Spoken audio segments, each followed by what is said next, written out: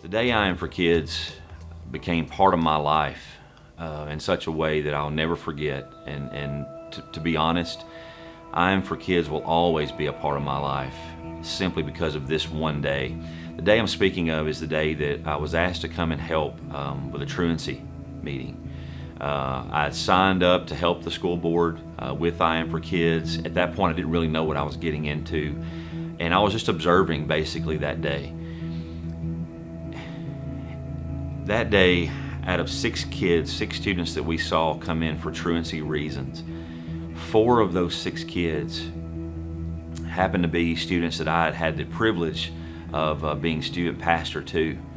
And that day, I guess I saw what real, true ministry is, especially to students. You know, I thought these students that had walked in that day, the 4 out of the 6, had left our youth group because, you know, we didn't have enough parties, or we didn't do enough student ministry trips, or but actually these students, when they came in and they were actually revealing to us why they were truant in school, a lot of things came out that day. Their home life came out that day. A lot of details, a lot of brokenness, a lot of hurt, a lot of shame. And I was sitting there as their former student pastor thinking to myself, what did I really do for these kids? You know, I made sure they had food. I made sure we were going places. I made sure I had some scriptures to share with them, and I was trying to invest in them with the Word of God. But I never checked them out, as far as I never checked out their life. I never peeled back beneath the surface of the mask that everyone wears in most cases to church.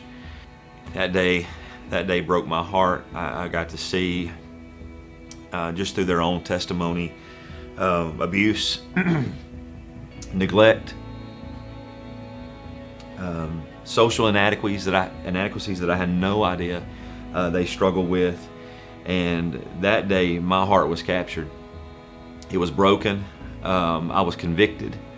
I left there that day with Steve Seaton on the sidewalk of Loretto High School crying.